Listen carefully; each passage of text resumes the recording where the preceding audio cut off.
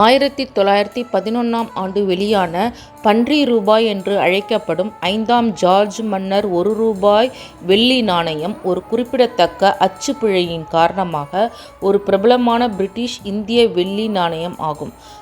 மன்னரின் அங்கியில் இருந்த யானை குட்டையான தும்பிக்கை மற்றும் தட்டையான கால்கள் அதை பன்றியின் மூக்கு மற்றும் கால்களைப் போல தோற்றமளித்து மத உணர்வுகளை புண்படுத்தின.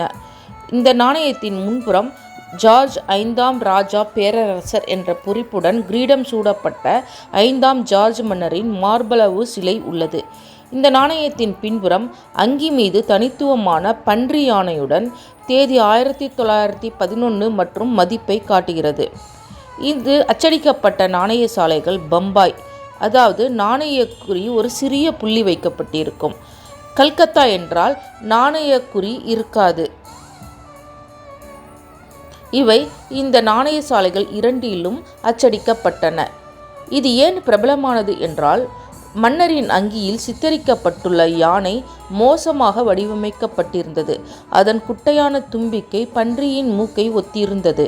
இது பொதுமக்களுக்கு நகைச்சுவையாகவோ அல்லது மனதை புண்படுத்துவதாகவோ தோன்றியது. மத உணர்வை புண்படுத்தியது. பொதுமக்கள் நிராகரித்த பிறகு நாணயங்கள் பெரும்பாலும் உருக்கப்பட்டதால் எஞ்சியிருக்கும் மாதிரிகள் குறிப்பாக உயர்தரங்களில் சேகரிப்பாளர்களுக்கு மிகவும் அரிதானவை மற்றும் மதிப்புமிக்கவையாக மாறியது. தோராயமாக 90 மில்லியன், அதாவது 9 கோடி நாணயங்கள் அச்சடிக்கப்பட்டதில் சுமார் 7 லட்சம் மட்டுமே திரும்பப் பெறுவதற்கு முன்பு வெளியிடப்பட்டன. இது அதன் அரிதான தன்மைக்கு கணிசமாக பங்களித்தது.